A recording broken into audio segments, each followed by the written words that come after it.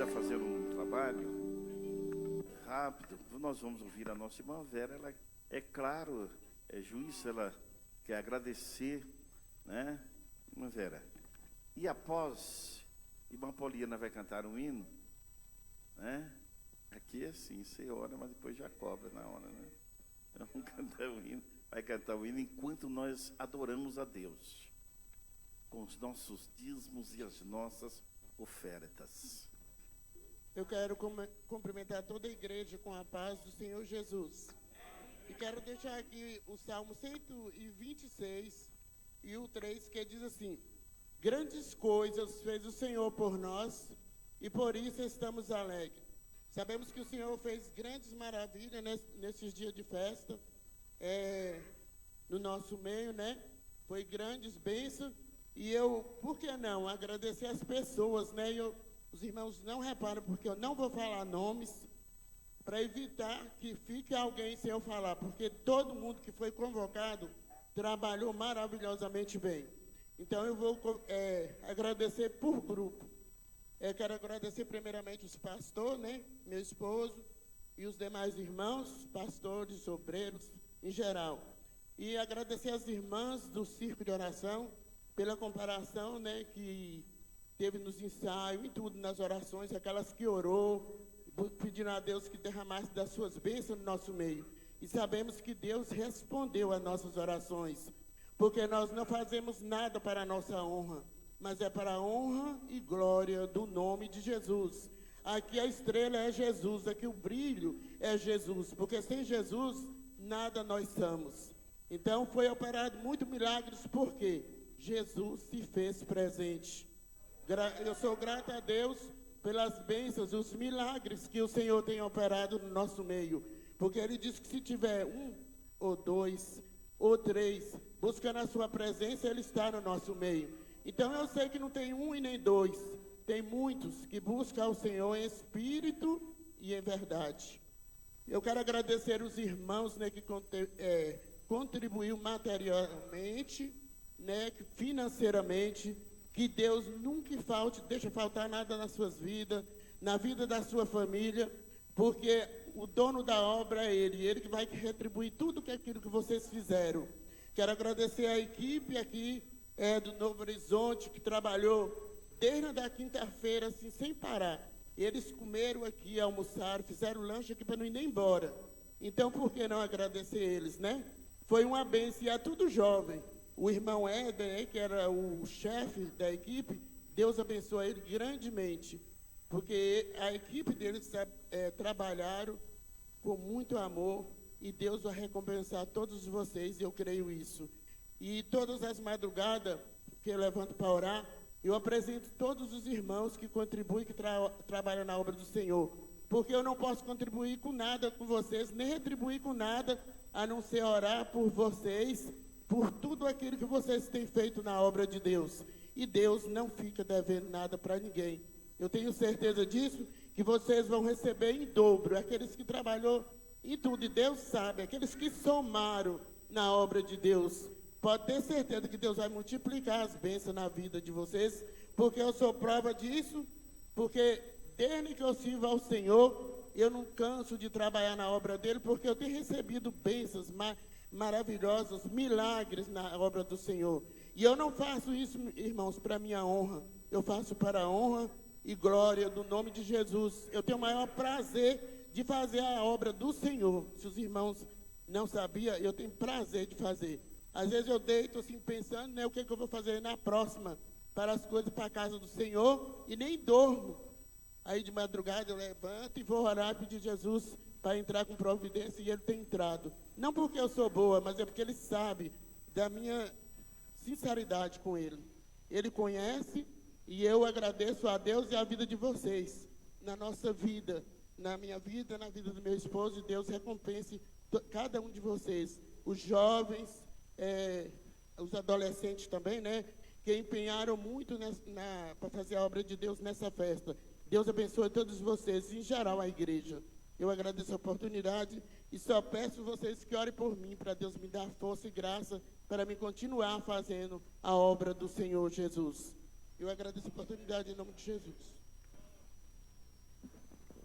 Vamos ouvir a nossa irmã enquanto ela canta. Louva a Deus. Nós iríamos contribuir com a obra do Senhor. Nós temos 10 missionários. E essa madrugada eu estava orando, dizendo para Jesus: Jesus, não deixa os irmãos que contribuem com a obra missionária esquecer dos nossos missionários ali em Cuba, onde nós estamos todos os meses mandando a pequena contribuição para cada um ali em Cuba. Então, queridos, os irmãos sabem que esta oferta justamente é para ajudar os nossos missionários, né? Nós temos uma quantia certa para cada um todos os meses ali em Cuba, tá, queridos?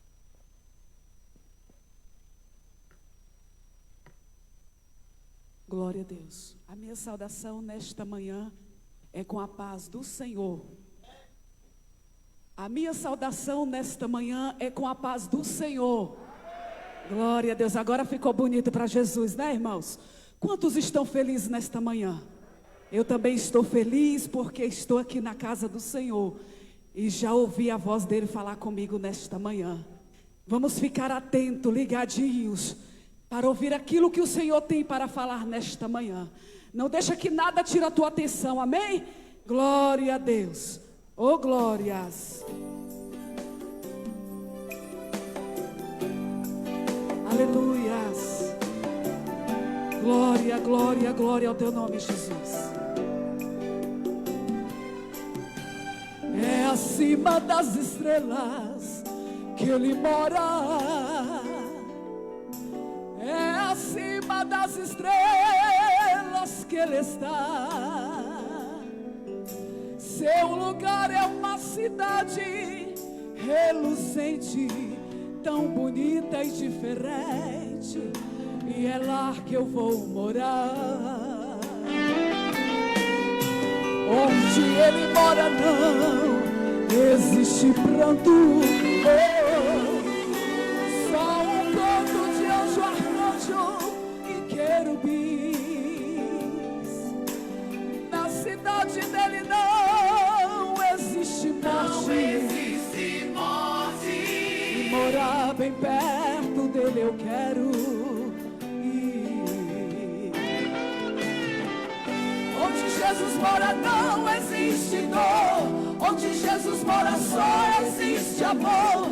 Lá jamais existiu noite, só é luz. Como é linda a cidade de Jesus. Ninguém chora, só existe alegria. Todos cantam em perfeita harmonia. Com certeza lá pra sempre estarei, e diante do seu trono cantarei. Para sempre cantarei. Santo, santo, santo, santo é o Senhor. Santo, santo é o nosso Salvador. Santo, santo é Jesus de Nazaré. Poderoso e maravilhoso é. Santo, santo, santo, santo para sempre. Santo, santo é o nosso Deus onipotente. O meu nome está escrito, eu vou pra lá, e ao lado de Jesus nós vamos morar. Oh, glória a Deus, aleluias. Glória, glória ao teu nome, Jesus.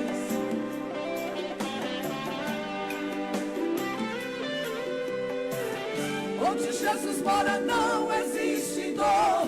Onde Jesus mora só existe amor.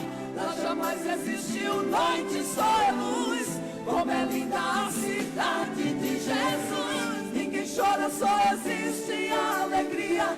Todos cantam em perfeita harmonia. Com certeza lá pra sempre estarei, e diante do seu trono cantarei. Para sempre cantarei. Aleluia, Deus. Santo, santo, santo, santo é o Senhor. Santo, santo é o nosso Salvador. Santo, santo é Jesus de Nazaré. Poderoso e maravilhoso é. Santo, santo, santo, santo para sempre. Santo, santo é o nosso Deus onipotente. O meu nome está escrito, eu vou pra lá, e ao lado de Jesus nós vamos morar.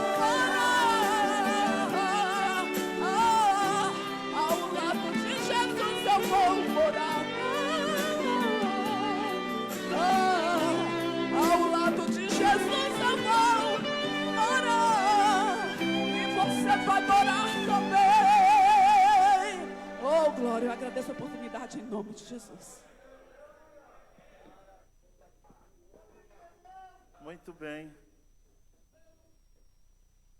Nós vamos ouvir a mensagem da palavra de Deus. Eu quero pedir o Davi para levar a Deus em oração. Pastor Davi estará passando o microfone para o pastor Deraldo. Glória a Deus. Meus irmãos, cumprimentamos a todos com a paz do Senhor. Amém. Queridos, vamos orar ao Senhor, apresentar nossos corações diante de Deus, para que o Senhor continue falando conosco nesta manhã. Quantos vieram ouvir a voz de Deus? Feche seus olhos comigo, por favor, e ore ao Senhor. Glorioso Deus e eterno Pai, em cuja presença estamos nesta manhã de domingo, neste culto de celebração. Ó Deus, queremos, Senhor, apresentar a vida do teu servo, pastor Deraldo Furquim. Irá ministrar, Senhor, a partir de agora a tua palavra. Fala conosco, fala com o teu povo. Opera, Senhor, maravilhas em nosso meio, para que o nome do Senhor seja glorificado. Toda barreira, todo impedimento caia por terra em nome de Jesus, e que a tua glória, Senhor, seja visível neste ambiente, nesta casa de oração. Oramos ao Senhor agradecidos em nome de Jesus. Meus irmãos, é com muita alegria que vos saúdo com a santa e bendita paz do Senhor Jesus. Quem é mais do que vencedor, dá um glória a Deus aí. Deixa eu aproveitar a sua reverente posição para imediatamente ler uma palavra de Deus com a igreja no primeiro livro dos reis de Israel, capítulo de número 17. Primeiro livro dos reis. O livro dos reis é o livro da Bíblia de número 11. É o 11º livro da Bíblia. Nós vamos ao capítulo 17, a um texto muito familiar, onde Deus vai se revelar a nós nesta manhã. Primeiro livro dos reis, capítulo 17. Nós leremos apenas o primeiro versículo, por se tratar de um texto familiar, e então a igreja poderá tomar assento. Então, Elias, o tisbita, dos moradores de Gileade, disse a Acabe: vive o Senhor, Deus de Israel, perante cuja face estou, que nestes anos nem orvalho, nem chuva haverá, senão segundo a minha palavra. Amém. Eu gostaria muito que você sentasse com esse texto aberto no seu colo e também deixasse seu coração aberto para receber uma palavra da parte de Deus nesta manhã tão abençoada.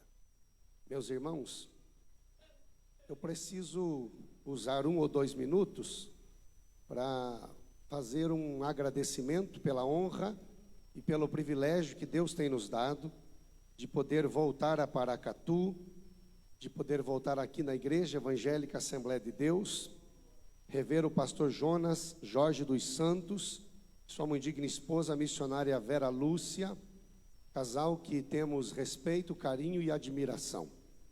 Queremos agradecer a Deus por revê-los com saúde e avante aqui na obra de Deus, nesta cidade tão abençoada. Rogo a Deus que continue abençoando o pastor Jonas, sua vida, sua família, sua saúde, seu ministério, em nome de Jesus Cristo.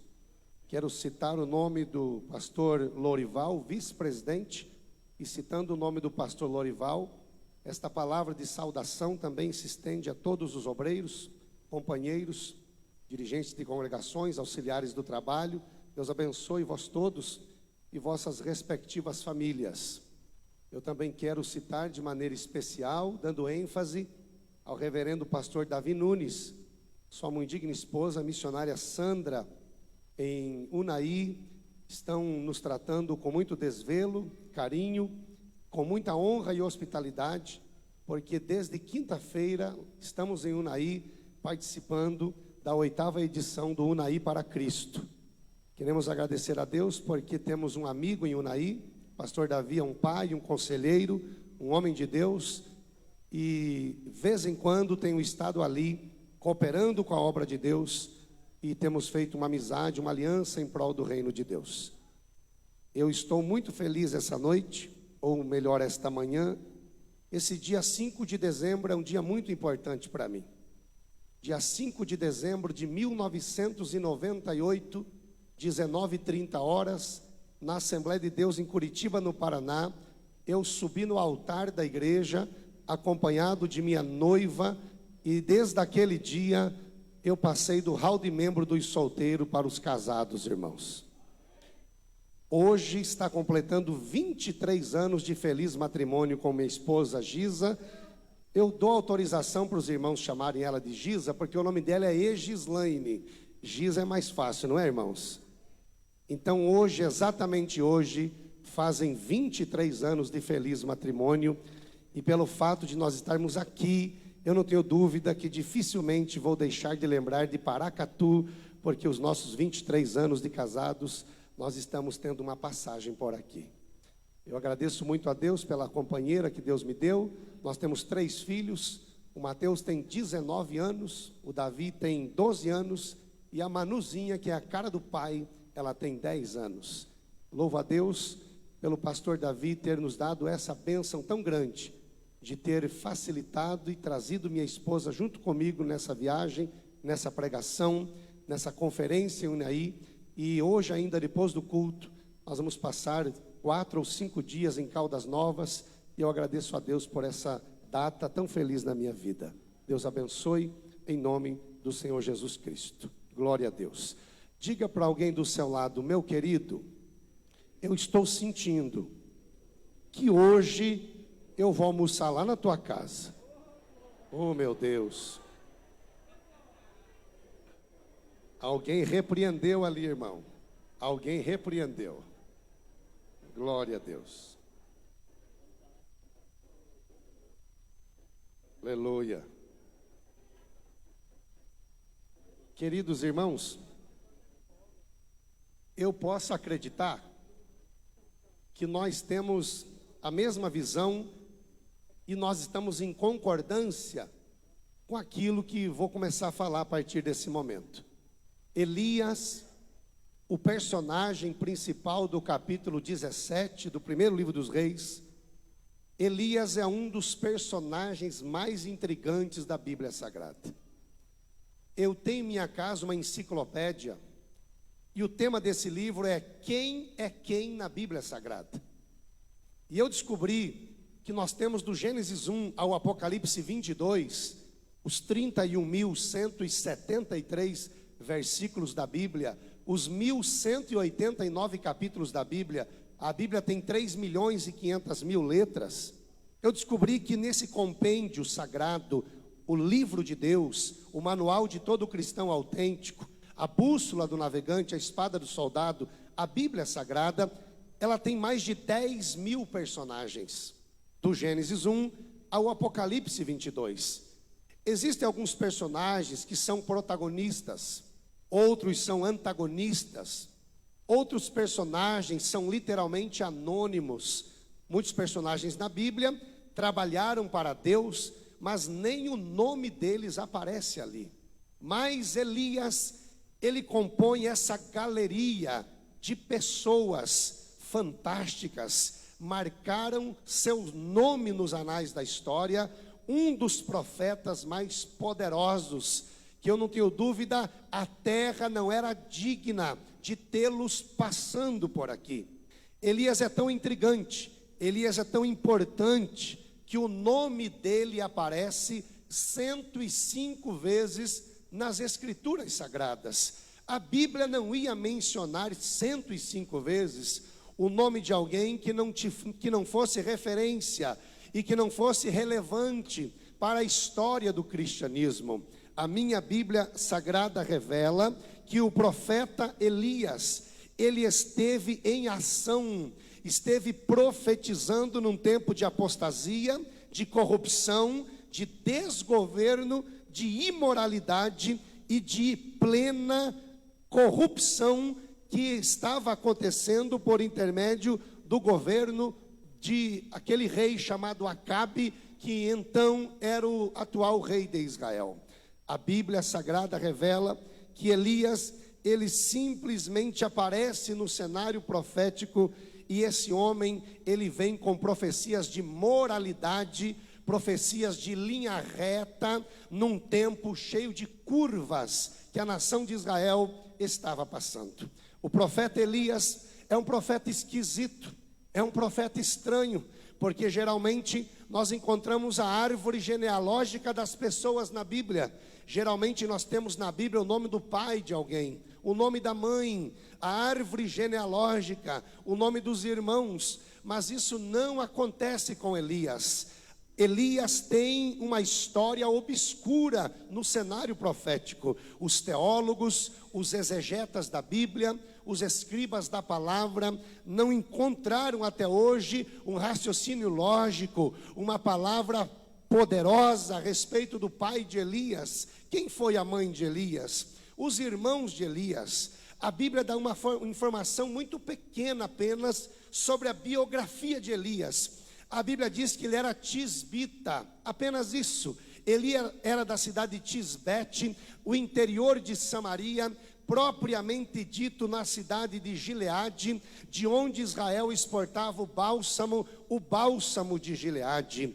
Apenas essas informações temos a respeito de Elias. A Bíblia diz que simplesmente ele apareceu. Esse profeta, até os dias de hoje, urge suas profecias, suas palavras, que embora ele tenha passado por essa terra já há 2.900 anos, Elias teve sua trajetória 900 anos antes de Cristo, embora ele já tenha desaparecido de cena, ele já tenha sido arrebatado aos céus, ele ainda, com suas mensagens, com suas palavras, traz incentivo, santidade e seriedade para a igreja da nossa geração. Para quem já foi em Israel, por exemplo, se você desce no aeroporto de Tel Aviv, você encontra um monumento de Elias, uma estátua de Elias, de 2,90 metros de altura, é o profeta do fogo. Se você vai em Israel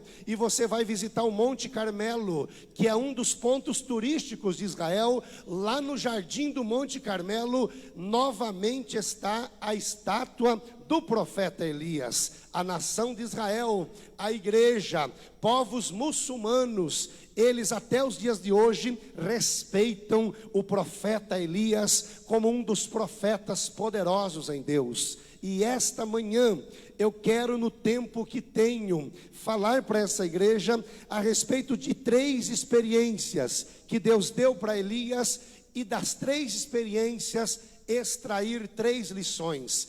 A experiência que Deus deu para Elias no Querite, a experiência que Deus deu para Elias em Sarepta, na Fenícia, e a experiência que Deus deu para Elias lá no deserto, no capítulo 19. Experiência no Querite, experiência em Sarepta e a experiência no deserto. Queridos, o profeta Elias, ele aparece no cenário profético com uma mensagem poderosa.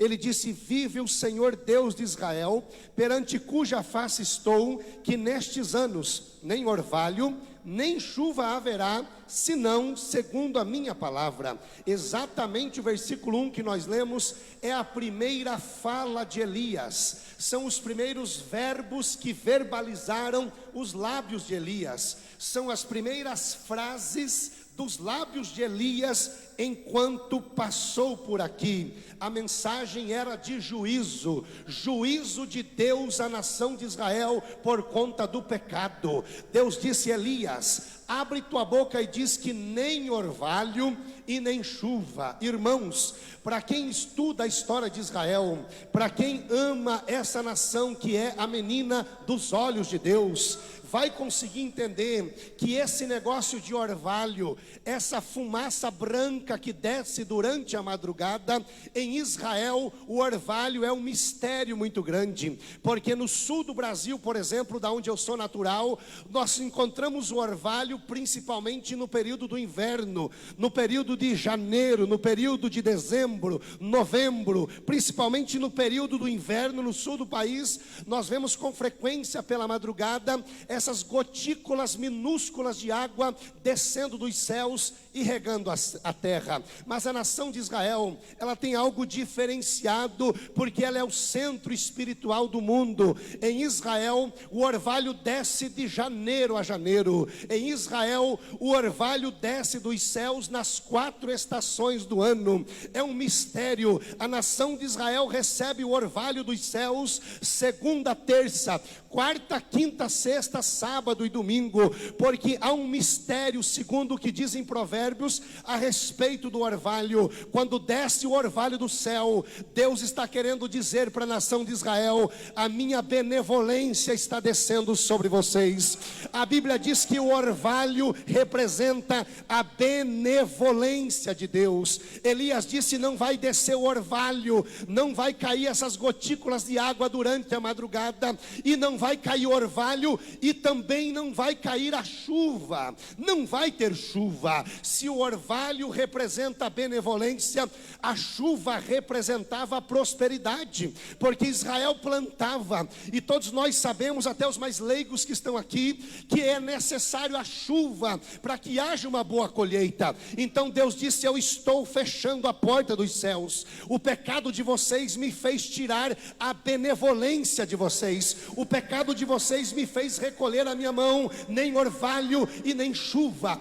Deus fechou o céu. 3 anos e meio sem orvalho e sem chuva, levou a nação de Israel a uma miséria, a um caos total na área da agricultura, na área da pecuária. Não havia plantação, não havia pasto. O sol causticante, ele deveria vir e trabalhar para Deus na terra como juízo. O profeta Elias, ele profetiza o juízo de Deus sobre a nação. O rei Acabe ouve a palavra de Elias e procura matá-lo imediatamente. Então o nosso Deus se aparece para Elias e dá para Elias uma segunda palavra, dizendo: Elias, vai-te daqui, vira-te para o oriente, esconde-te junto ao ribeiro do Querite, que está diante do Jordão. O Senhor Deus usou Elias para profetizar um juízo. Agora o Senhor Deus esconde Elias. Acabe iria procurar Elias, mas não encontraria, porque tudo aquilo que Deus esconde, não tem demônio que possa encontrar. Elias estava escondido. Deus deu uma direção para Elias: vira-te, vira-te para o ribeiro. Deus deu uma direção para Elias, e Deus disse: Elias, você ficará escondido no ribeiro do Querite, você vai beber água do ribeiro, e eu já tenho ordenado aos corvos para que ali te sustentem. Elias, o tempo é de crise, o tempo é de juízo, o tempo é de seca, mas do meu filho pode deixar que eu vou cuidar dele nesse tempo difícil. Você vai beber água do ribeiro, e eu vou usar a ave de rapina, aves impuras, para passar lá na mesa da Jezabel, pegar pão e carne no bico e trazer para você ali no ribeiro. Você vai beber do ribeiro, e os corvos trarão pão e carne para você. Queridos, eu olho para esse texto, eu olho para esse versículo 4, e eu entendo que Elias, ele vivia em 2 dimensões. Elias vivia na dimensão natural e na dimensão sobrenatural, porque beber água do ribeiro é uma coisa natural, mas o corvo vir com pão e carne no bico, isso é sobrenatural. Beber água do ribeiro é natural, mas o corvo com pão e carne no bico é sobrenatural. E eu já quero profetizar essas 2 dimensões para a igreja em Paracatu. Os crentes dessa igreja, os pastores dessa igreja, os membros dessa igreja, eles vão viver o natural de Deus, mas também vão desfrutar do sobrenatural de Deus em sua vida e em seus caminhos. A Bíblia Sagrada revela que lá no ribeiro do Querite, Deus foi provisão para Elias. Deus disse: eu vou prover para você. Você vai ficar na minha dependência e eu vou prover para você. Você vai ficar na minha dependência e eu vou fornecer. Eu vou abastecer você. Igreja, eu vim profetizar para nós todos que Deus vai tomar medidas para nos sustentar sempre. Deus vai tomar medidas para providenciar e suprir todas as nossas necessidades. A terra está um caos, a economia está um caos, nós estamos num tempo de seca terríveis, mas eu tenho uma palavra: se valer a pena, você glorifica. Os depósitos de Deus estão cheios para nos suprir essa manhã. Os depósitos de Deus estão cheios e Ele tem para mandar lá dentro da sua casa. Nosso Deus, Ele cuida, nosso Deus, Ele supre, nosso Deus, Ele cria estratégia e Ele provê para nós. Ele usou corvos para trazer pão e carne para Elias. Ele proveu uma baleia para engolir Jonas. Ele é provedor, Ele é o Senhor dos senhores. Enquanto Elias estava na direção, Deus foi a sua provisão. Enquanto Elias estava na direção, Deus disse: eu serei sua provisão. Você vai para onde eu estou te ordenando, vira-te daqui, vai para o Oriente, vai para o Ribeiro do Querite. Elias foi na direção de Deus. Irmãos, se Deus te mandar ir para o norte, para o sul, para o leste, para o oeste, se Deus te mandar ir para o deserto, para um lugar árido, para um lugar seco, se foi Deus que mandou você ir para lá, levanta a tua cabeça e vai, porque Ele suprirá. Ele pode levantar até os ímpios para abençoar o justo.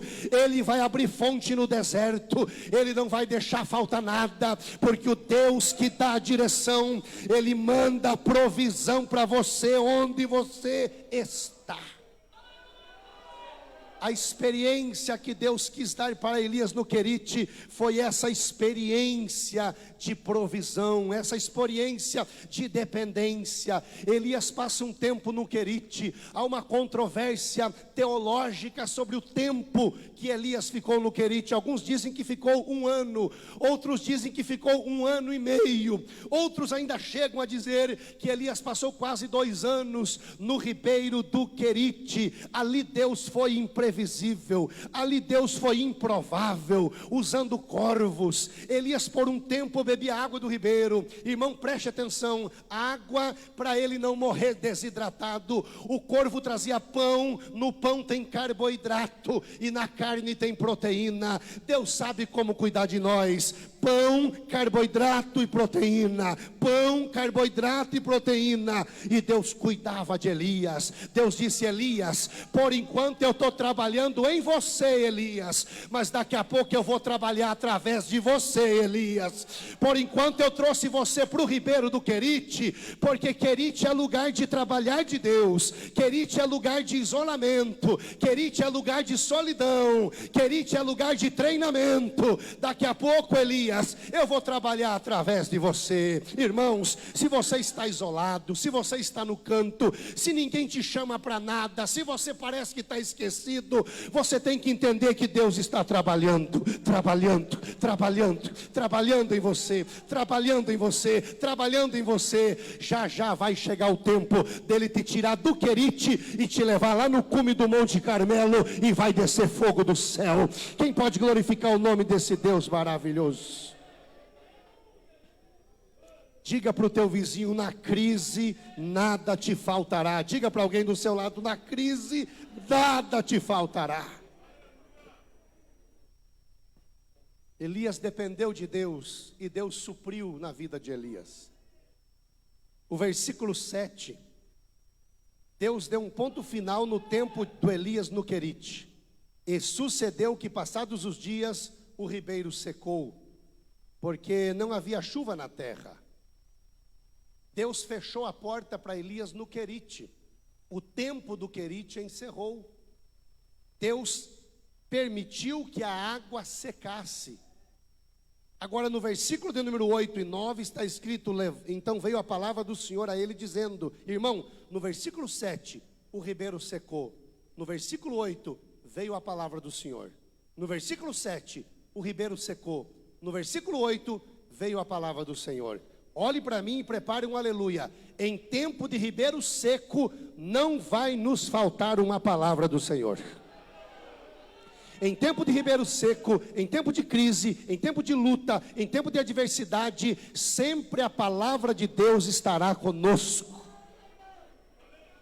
O ribeiro secou no versículo 7, veio a palavra do Senhor no versículo 8, e veio uma nova direção no versículo 9, levanta-te e vai a Sarepta, que é de Sidom, levanta-te, vai a Sarepta, que é de Sidom, habita ali, eu já ordenei uma mulher viúva para que te sustente. Até agora Deus ordenou os corvos, agora ordenou uma viúva. Até agora ordenou aos corvos, agora ordenou uma viúva. Querido, no versículo 7, a porta fechou, o ribeiro secou. No versículo 8, Deus abriu outra porta, porque se fecha uma, Deus abre outra. Se fecha uma, Deus abre outra. Se fecha uma, Deus abre outra. Quem pode acreditar nessa palavra de Deus aí? Fechou no Querite, estou abrindo em Sarepta. Irmãos, eu glorifico a Deus, porque no tempo do ribeiro seco, a palavra do Senhor veio para Elias dizendo: levanta, levanta, levanta. Em tempo de crise, não fica caído, levanta. Não fica murmurando, levanta. Não fica prostrado, levanta. Em tempos difíceis, não se entregue à depressão, à insônia, à autocomiseração, à tristeza. Levanta, levanta, levanta, levanta. Vem para a igreja, levanta, vai orar de madrugada, levanta, vai jejuar, levanta, vai ler a palavra, levanta. Secou aí, Deus abre ali. O corvo não veio, Deus levanta a viúva. Ele é poderoso para nos dar vitória.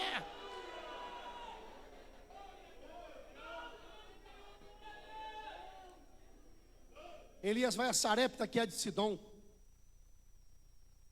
e são 40 quilômetros andando, em pleno sol causticante do deserto. Ele chega na cidade, e a Bíblia diz que ele encontrou uma mulher viúva apanhando lenha. Ele chamou a viúva e disse: traze-me numa vasilha um pouco de água. Irmão, você que está prestando atenção nos detalhes da palavra, perceba que sem titubear, sem questionar, imediatamente a mulher foi para casa, indo ela buscá-la. No versículo 10, ele pede uma vasilha de água. E no versículo 11, ela foi buscá-la. Ela não questionou, ela não disse está em crise, ela não disse não chove faz 2 anos, ela não disse não tem água para nada, rapaz, você não sabe, você está morto aí, você não está conhecendo a história, não tem água para nada. Não, essa mulher foi buscar imediatamente água para Elias. E se ela foi buscar imediatamente, é porque possivelmente essa viúva tinha reserva. Tem reserva aí? Alguns meses atrás eu fui com meus 2 filhos menores no zoológico. E bem na hora que cheguei no zoológico para tirar foto com eles, para a gente dar uma passeada, eu vi 2 camelos magricelos. E os zeladores do zoológico davam água e palha para os camelos. Os camelos eram feios, os camelos eram magricelos. O dromedário tem uma corcova apenas, o camelo tem 2 corcovas. E aqueles camelos feios, porque camelos, eles não podem sobreviver muito tempo aqui na América do Sul. Os camelos são animais criados por Deus especificamente para o deserto, para o sol causticante, para o Oriente Médio. Mas pelo fato de ser um zoológico, para atrair turistas, pegaram aqueles camelos e eu estava impressionado, porque eles vieram, tinha uma caixa d'água enorme, e eles vieram beber água, e eu estou olhando para o meu relógio, beberam água 3 minutos, 4 minutos, 5 minutos, 10 minutos, e os bichos não paravam de beber água.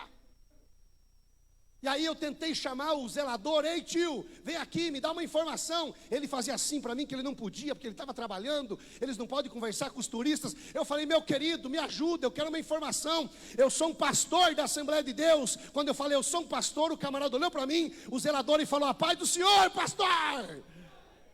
Aí eu falei: maravilha, eu vou ganhar uma informação. E ele veio assim: fala rapidinho, porque senão aqui vai dar problema para nós. Eu falei: irmão, eu estou olhando no meu relógio, faz 10 minutos que o camelo está bebendo água. Por que ele bebe tanta água? Aonde que vai tanta água? Ele falou: pastor, o camelo tem 3 estômagos.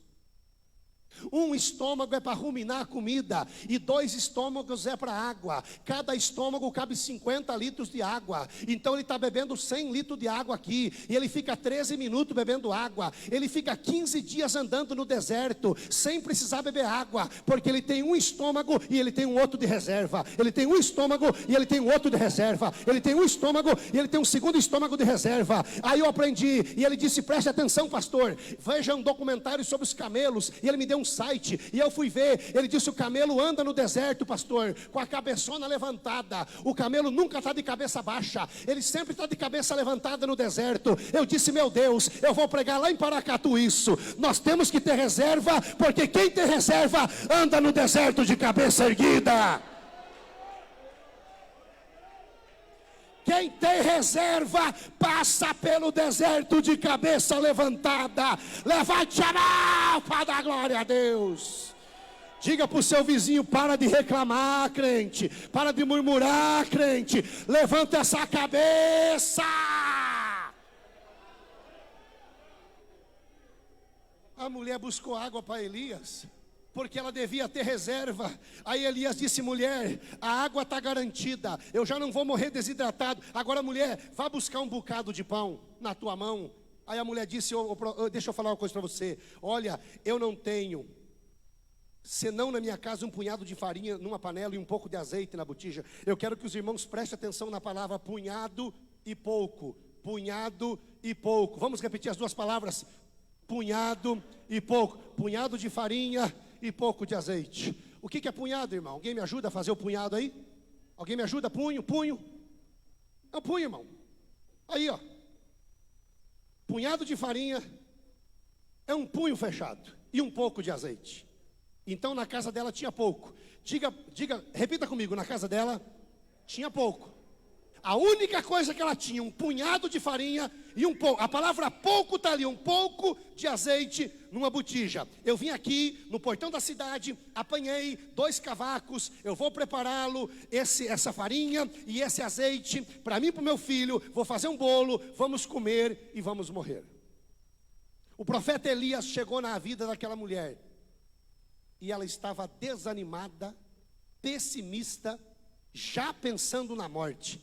Elias falou: mulher, escute a minha palavra, não temas, vá para sua casa, faça conforme a tua palavra, vá fazer esse bolo, mas primeiro faça um bolo pequeno para mim, traga aqui fora, depois vai fazer para você e para o teu filho, porque assim diz o Senhor Deus de Israel: a farinha da panela não se acabará e o azeite da botija não faltará, até o dia que o Senhor der chuva sobre a terra.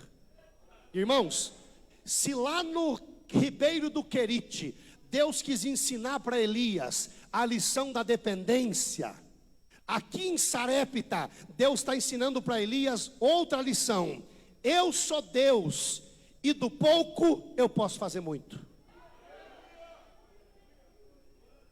A palavra pouco aparece no texto: um punhado de farinha e um pouco de azeite. A mulher obedeceu à voz do profeta, a mulher foi para casa, a mulher fez o bolo, ela fez conforme a palavra de Elias. Elias comeu do bolo, o filho da mulher também comeu daquele bolo, a própria mulher se alimentou, toda a casa dela comeu. Agora no finalzinho do versículo 15 tem uma revelação: muitos dias, o que era pouco, Deus fez muitos dias. O que era pouco, Deus fez muitos dias. O que era pouco, Deus fez muitos dias. Eu profetizo e você levanta a mão: o teu pouco vai virar muito.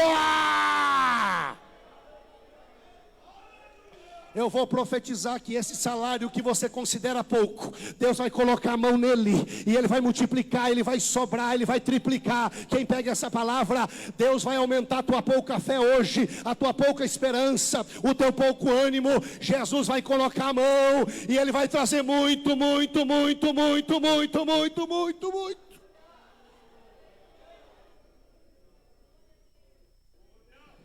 É 5 pães de cevada, é 2 peixinhos. Aonde que está? Está na mão do menino ali. Então tira da mão do menino e coloca na mão de Jesus, porque o milagre vai acontecer.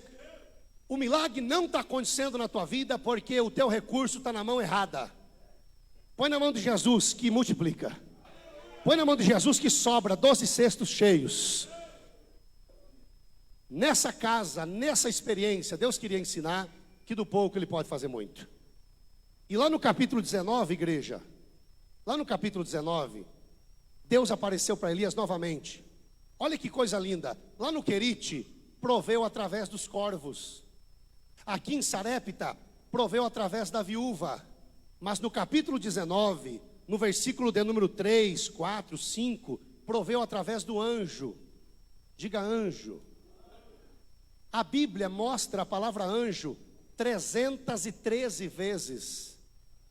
Os anjos do Senhor trabalham nessa terra em favor daqueles que vão herdar a salvação. Quem vai herdar a salvação aí, levante as mãos. O anjo do Senhor foi quem fechou a boca dos leões lá na cova, quando lá estava Daniel. O anjo do Senhor apareceu para confortar o Senhor Jesus, depois da tentação no deserto por Satanás. O anjo do Senhor acampa-se ao redor de todo aquele que teme a Deus e os livra de todo mal. E Deus essa manhã vai dar ordem aos seus anjos a nosso respeito, para nos guardar em todos os nossos caminhos. Elias deixou o moço dele na cidade de Berseba. Elias caminhou um dia com medo da ameaça de Jezabel, e Elias estava num estado tão avançado de depressão, Elias estava num estado tão avançado de sofrimento, de abandono profundo, interno. Elias estava na sua crise mais profundas, Elias estava querendo desistir, Elias estava cansado, com medo, numa crise existencial, e ele pediu a morte. Elias não se matou, Elias pediu a morte. Elias não se suicidou, Elias pediu em seu âmago a morte, como Jó amaldiçoou o dia do nascimento dele. Elias deitou-se para dormir debaixo de um zimbro. Elias queria desistir de Deus, mas eu amo esse texto, porque Deus não desiste de nós. Elias queria desistir da chamada, queria pendurar a chuteira, mas Deus disse: eu não desisto de você, Elias, eu não abro mão de você. Você está cansado, deprimido, você está querendo a morte, você está querendo desistir, mas eu vou mandar o meu anjo para alimentar você, porque ainda tem uma longa caminhada. Aleluia. Deus mandou o seu anjo. O anjo apareceu no sono do Elias e disse: levanta e come. Elias acordou e viu na cabeceira um pão cozido nas brasas, uma botija de água gelada. Elias comeu e bebeu e tornou a deitar-se. Mas o anjo tornou uma segunda vez. Ele não desiste de nós. Uma segunda vez. Ele não desiste de nós. Uma segunda vez. O anjo tocou em Elias e disse: levanta e come, porque muito comprido será o teu caminho. Elias comeu, Elias se alimentou, e com a força daquela comida, ele caminhou 40 dias e 40 noites até Horebe, o monte de Deus. Irmão, um pão e uma botija de água, Elias caminhou 40 dias e 40 noites. Isso é diferente de hoje. Tem gente que come 40 pães e anda um dia, mas Elias comeu um pão e andou 40 dias, porque esse pão não era da terra, esse pão era do céu. Esse pão não era de baixo, esse pão era de cima. Esse pão não era daqui, esse pão era dali. Esse pão não era de homens, esse pão era de Deus. E hoje tem pão do céu para alimentar você nessa crise. Tem pão do céu para alimentar você nessas dificuldades. Quem pode glorificar o nome de Jesus? Quem pode ficar em pé comigo em nome de Jesus de Nazaré? Levante as mãos. Quem pode ficar em pé comigo em nome de Jesus Cristo de Nazaré? Quem pode, quem pode, quem pode, quem pode, quem pode, quem pode? Aleluia, Jesus. Levante as mãos. Eu termino em 1 minuto, vou orar pela igreja. Irmãos, olhe para mim, por favor. Arregala os seus olhos. O Espírito Santo me disse: Deraldo Franco Furquim, tu vais chegar no altar sagrado da minha igreja em Paracatu, e você vai pedir para a igreja fazer uma intercessão especial. Uma intercessão, porque a palavra intercessão no grego, ela significa intervenção. intervenção. Onde tem intercessão da igreja, vai ter a intervenção de Deus. Onde tem a intercessão da igreja, vai ter a intercessão de Deus. Pastor Jonas Jorge, o Espírito Santo me deu, enquanto eu dirigia o carro, lá de Unai para cá agora, o Espírito Santo mostrou para mim uma cena horrível. Ele disse: Deraldo, eu vou te mostrando flashes disso, e você vai clamar em Paracatu. Deus me mostrou uma escola, Deus me mostrou parecendo um jardim, Deus me mostrou algo nesse sentido, e Deus me mostrou um homem endemoniado. Eu vi um homem com o cabelo desgrenhado, eu vi um homem sem camisa, eu vi um homem com um calção preto, eu vi um homem descalço com o pé vermelho, eu vi esse homem pulando um muro enorme, eu vi esse homem com uma faca na mão, eu vi esse homem batendo com essa faca em dezenas de crianças, eu via um funeral, eu via o enterro